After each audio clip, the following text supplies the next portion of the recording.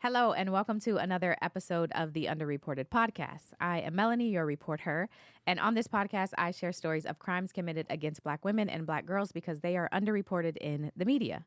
If you're new here, the way this works is that I share a story with you, the audience, and I have someone in the studio that I'm sharing it with as well. And today I have none other than Mr. Tony Baker. Yes. Say hello to the people. Hello, people. How y'all doing? Am I looking at y'all? Yes. Hello. Thank you for being here. Of course. So the way this works, Tony, I'm going to tell the story, and you are the voice of the audience. So feel free to ask questions, interject, ask me to clarify, do whatever the audience will be doing as they're listening. Okay. Okay? All right. All right, here we go. When two girls from the same city and even the same high school are chosen to be college roommates, it seems like a perfect match. But when personality and lifestyle differences starts to rear its ugly head, the random roommate pairing has an ending that no one would have expected. This is the underreported story of Tina Stewart.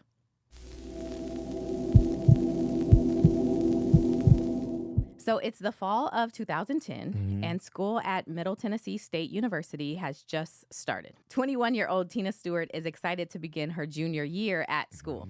She grew up in a pretty rough environment back in Memphis, but has always been an athlete. It took her a while to kind of settle into her studies and schooling and get her head on straight, but when she did, she really started to excel in sports, basketball in particular. So by her senior year in high school, even though she was playing at a high level, she hadn't been recruited by any schools for college.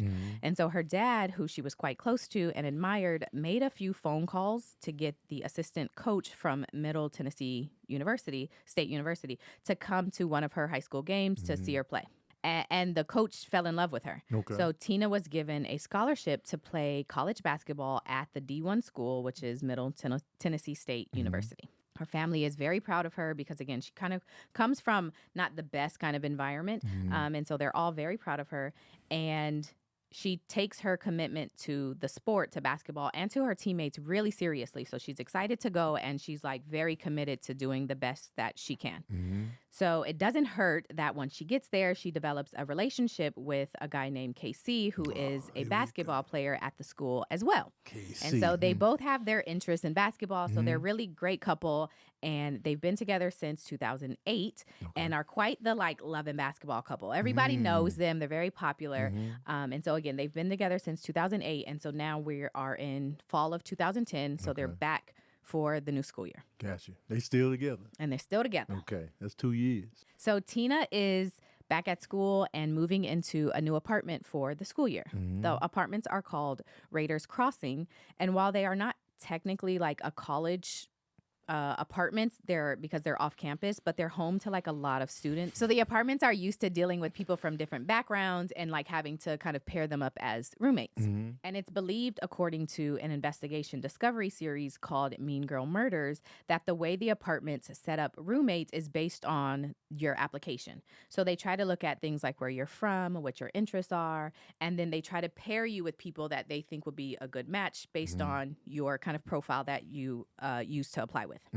So the apartments pair Tina Stewart with a woman named Shanta Madden. Okay. Shanterica. 18-year-old Shanta is also from Memphis. And like I said, she even went to the same high school as Tina. Okay. So the apartments are like, ooh, this is probably a great match. Shanta is a freshman and Tina is a junior. And like I said, Tina was an athlete in high school and she was quite popular. So Shanta knew who Tina was, but Tina didn't know who Shanta was. Okay. Shanta, like I said, is a freshman and she's thrilled to be kind of starting her college career. She's at Middle Tennessee State University on an academic scholarship, which lets you know that she's quite like studious, okay? She, from elementary school on up, she basically was always on honor roll. She got amazing grades. She prioritized her books and not boys.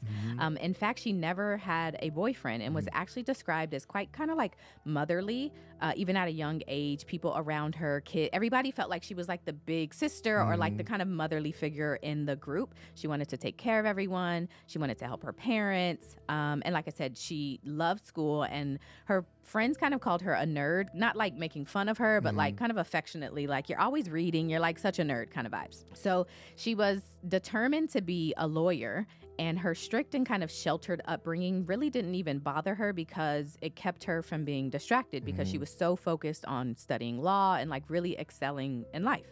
So she's started school, and being out on her own is a big deal. She's nervous about it. And even though, according to a New York Times article about this case, even though she would have rather like lived by herself because she was kind of a loner and kind of that way, she was also ready to like embrace making her own friends and kind of starting this next chapter in her life in school. So she gets to school and she's paired with Tina Stewart. And it becomes really clear really quickly that this pairing isn't quite the match made in heaven. Already? Already. Dang. Tina is constantly having her basketball teammates over because she's on the basketball team. She's like a star. So she constantly has them coming over to visit. They hang out in kind of the common areas of the apartment. They're talking and laughing and eating and just kind of like hanging out, enjoying each other's company. Right. Tina's boyfriend, KC, who we've already mentioned, would also come over. And he's like, you know, boyfriend-girlfriend relationships. He's like hanging out, spending the night, like constantly coming over to the apartment. Right. And the constant company has made Shanterica feel really uncomfortable. And like it wasn't really her house. It's more Tina's house, and she's kind of just there. And so she ends up spending a ton of time in her bedroom because she doesn't want to interact with these people. She doesn't know them. And she's, like I said, a loner. So she's like staying in her room. But all of the noise would sometimes make studying a challenge because everybody's there, they're being loud, she's trying to be quiet in her room. So eventually, Shanterica, trying to balance not really wanting to be home, but also like develop her own relationships and friendships, she starts to branch off and make her own set of friends, which is great because now she's, again, outside of the house a little bit more and like kind of enjoying the college experience more than she was originally. But even those moments aren't enough to compete with like the rising tension that has started to develop at the house between her and Tina. By the time winter break is close to approaching, the girls have become all but like enemies. According to the Mean Girl murder doc that I mentioned, Tina has begun sharing her frustrations about Shanterica with her basketball teammates. One day she's in the locker room and she tells them that Shanterica was eating her food from the fridge. And you know, that's like massive no-no when your roommate's eating, you know, using other people's stuff and eating their food is a problem. Absolutely. And she's doing so without asking. She's also leaving dirty dishes in the sink and she's leaving trash like in the common areas. And so it's important to note that Tina's family has, in a lot of the interviews kind of following this story, all describe Tina as like very clean. Yeah. And some people would describe Shanterica as messy. Okay. I did read an article in which Shanterica's mom, it was in the New York Times, her mom said that Tina was the one who didn't like to clean up and her daughter, Shanterica, was actually more clean. So that is a bit of it's unclear which was which, but what is clear is that they didn't really get along about the space. Okay. So the two are really mixing like oil and water, and everyone has started to kind of take notice. They're telling their friends about the other one.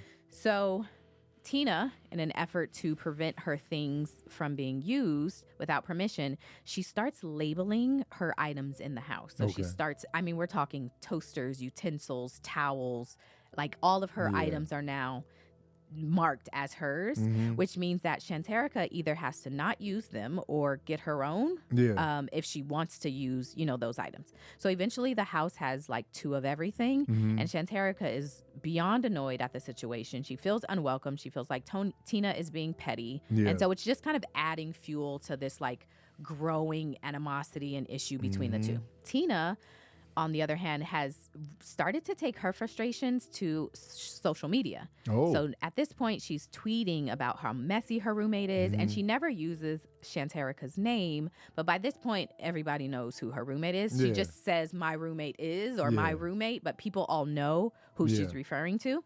And so everyone is really taking note of how uncomfortable at best and toxic at worst this living situation has kind of become. So according to the doc, the apartments have been paid up through the entire year. And so I've read a few things. One is that the apartments had been paid up, and so moving out wasn't really an option because they have already paid.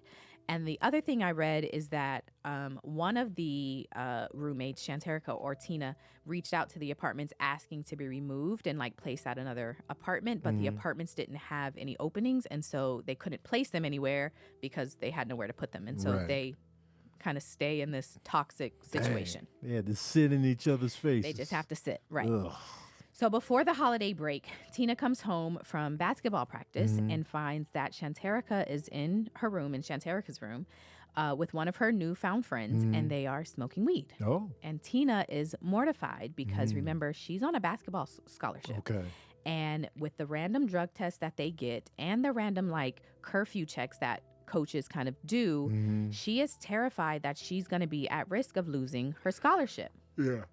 And so she asked Shanterica to not smoke in the apartment and hope, like, despite their differences, that Shanterica would oblige. Like, you would understand that I have the scholarship. So, like, out of respect of that, regardless of our differences, like, you know, don't put me at risk of losing my scholarship. Right. And Tina also had expressed that because of, I think this may be an overstatement, but from what I could read, because of her background and just even her, like, kind of boisterous and kind of big personality, she didn't believe that she would be able to convince people and her coaches that the weed wasn't hers if she were to be found with it. If it was at her house, she didn't feel like she would be able to tell them that it wasn't hers. You be smoking. Exactly. So she was like, I can't risk this. Like, you're really, you know, putting me at risk here. Yeah. So the two girls break for the holidays and then come back ready to finish out the second semester. It's the new year, and they're ready to finish the new finish the semester. It's 2011, and everyone is hoping that things will be better. So KC is back to spending nights and weekends at the apartment, and Shanterica is growing more and more uncomfortable with the situation. Not to mention, Tina has never had a conversation with her about KC spending the night, which is also a problem, right? We live in this shared space. Your man is over here, but we've never discussed him being over here this much. So Shanterica, who, like I said, never had a boyfriend, grew up quite sheltered. She's also not used to boys spending the night. That's just not like the environment she's used to. So in mid-January of 2011, Shanterica is coming out of the bathroom and she kind of has only her towel on. She thinks nobody's home. It's fine. And when she comes out, she sees KC there in the apartment. Tina is not there. Nothing happens between the two of them, but Shanterica is so freaked out by this encounter and this situation. She's frustrated. She feels like it's disrespectful. It's improper for your boyfriend to be over here. You're not here. I'm coming out of the shower. So she calls her mom to tell her the story. And the two of them contact the apartment management to complain about KC spending so much time over there. Their goal is really like hoping that the apartments will tell him he can't stay the night. He can't be over here as much.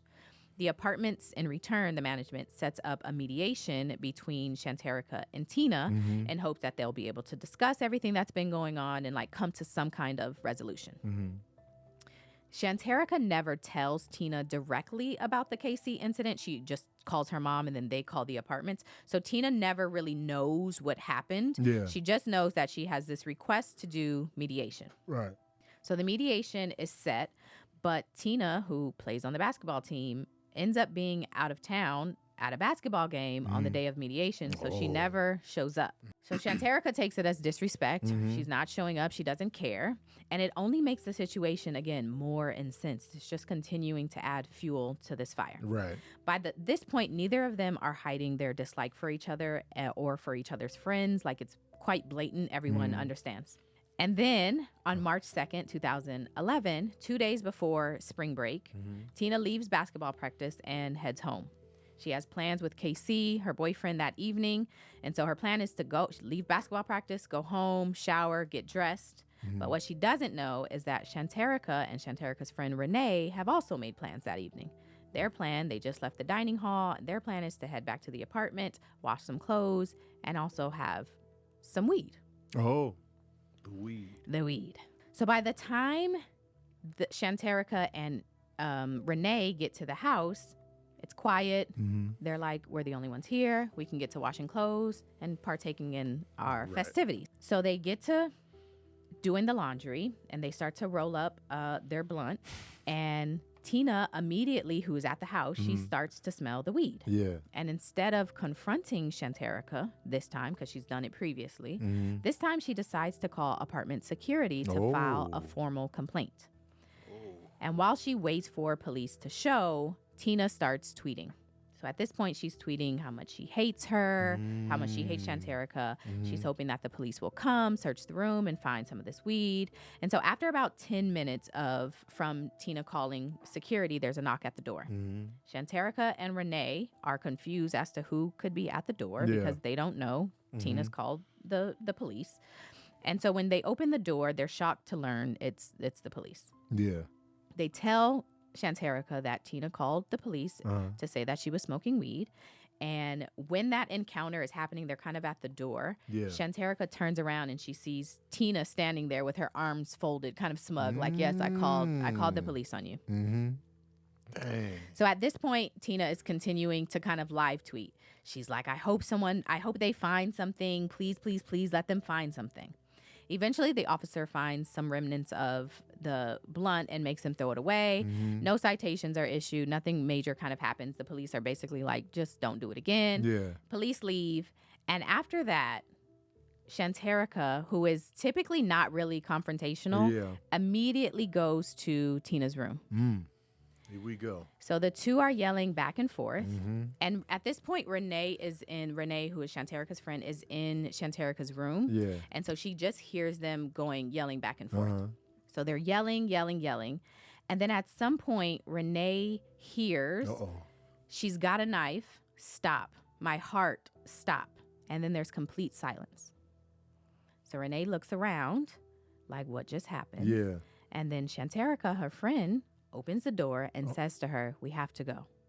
Renee, of course, is like, what happened? Where is your roommate? Yeah. To which Shanterica responds, she left, but we need to go. Renee grabs her purse, and as she heads towards the door, she notices a Tinkerbell blanket in Shanterica's hand. Shanterica tries to give the blanket to Renee, and she's like, yo, take this with you. But as she does it, the blanket drops and a knife falls out. So Renee is like, I'm not taking that. Yeah. And so Renee kind of hurries out, like, I'm going to leave. Yeah. So she leaves the apartment and she calls a ride to come pick her up. And once she's out of sight, she calls 911. And she tells 911, hey, I need a police dispatcher to go to Raiders Crossing Apartments and check in the last building because I heard some fighting. And then she hangs up. It was an anonymous call that she left. So what Renee doesn't know while she's making that call and she's kind of leaving the apartment is that after she left the apartment, police now say that Shanterica took Tina's phone, which had been ringing nonstop from KC, because remember, KC and Tina had plans that night. Yeah. And so he's calling her to say, where are you? What's up? What's going on? And he's not getting a response. And so after not getting a response, eventually KC texts Tina and he says, what are you doing? Yeah. And then there's a response that says, getting in the shower. And then KC, who's like, you're just now getting in the shower? You've been home for a while. That's just not her character to be late. Yeah. So he takes that text and he's like, something isn't right. So he drives from his practice straight over to the apartment. As he gets to the apartment and he's opening the door, he sees Shanterica standing there. And he asks, have you seen Tina? And she says, no, she's not here. And then she walks out. KC, knowing Tina's car's outside and that this whole thing is feeling weird, he walks back to the back of the apartment and discovers Tina lying on the floor in blood, unresponsive.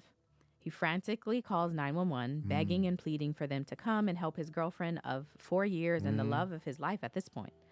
By the time police arrive, bystanders in the complex direct police to where Shanterica is. She's kind of hiding in the apartment parking lot. Yeah. And everyone who is like taking notice, like, thinks that it's weird. And so when they see police, they're like, she's over there. So police go over there. They end up arresting her. They also search some nearby dumpsters. And in a dumpster, they discover a Tinkerbell blanket with a knife wrapped in it. And the first statement that Shanterica gives, she says that, I didn't do anything to Tina. We argued, but I left. And when I left, she was fine. They end up, in that statement, Shanterica tells police that she was at the apartment with her friend Renee. And like I said, they got into it and then they left. And so police are like, who's Renee? So they end up putting a notice out to the media saying that they need to talk to whoever this Renee is. So Renee sees her face on the news. They got the picture? So she sees her face on the news, so she ends up calling 911 and she comes in, and so they ask her about the evening. And of course, her version of events is much different than Shanterica, who said, I left and she was fine. I don't know what happened. So they end up getting Renee's version of the story. They go back and confront Shanterica with Renee's version of the story. Renee snitched. And Renee did. She absolutely. And so at this point, Shanterica changes her story, and she says that they had gotten into the argument, and at one point when she was leaving, she bumped into Tina, and so they begin a physical altercation. And because Tina was stronger and more athletic, she was getting the upper hand. Shanterica says she reached up on Tina's bed and grabs a knife, and she says that she held it, and when Tina came at her, she ended up getting stabbed. So she says it was self-defense. But police say that that's not true. They say Shanterica actually went into the kitchen, grabbed a knife, and came back and then stabbed Tina, and that is how she ended up dying. On May 14, 2012, a little over a year from Tina's murder, Shanterica was convicted of second-degree murder. She was sentenced to 25 years for the murder charge, plus 4 years for tampering with evidence for the knife in the blanket. And that is where she is currently right now. She's serving out that sentence. That's crazy. Yep. The roommate situation going wrong. Absolutely. Single Going black terribly female. wrong. Yeah. Over, because I don't know how many roommates you've had, but it never got that bad to where it's like, yo, man, you got a knife in your hand? I mean, lifestyle differences, like they really you start to see how different you are from people, when you live with them. Yeah. And there are certain boundaries that you hope are never crossed, but people have different background. They grow up differently. And what may be an issue or boundary for you may not be for someone else. And, all of that comes into play. It's just unfortunate. It feels like this situation could have been handled differently at so many different points, like reaching out to the apartments, having to forfeit that money and just move out. Like there just seems like there should have been this should have ended in a way in which a woman didn't have to lose her life. Definitely, because it's like, man, death over this? Over this. Over the weed smoking, the mess, and the using my toaster, we end up, somebody lost their life. Yep, and now she's in jail. That's 100%. crazy, man. Yep. So, Memphis. Yes. Sorry. All good. Thank you for being here and allowing me to share Tina Stewart's story. And thank you to the audience for listening. We send out love and strength, prayers of love and strength out to Tina's family and to everyone that loved her. Thank you for listening. Until next time. Thank you for watching or listening to this episode of the UnderReported podcast. If you would like to support and get your own Underrepped but always reppin' merch, you can do so at underrepedmerch.com. That's Underrepped, UnderReppedmerch.com, and get yours today. Thanks.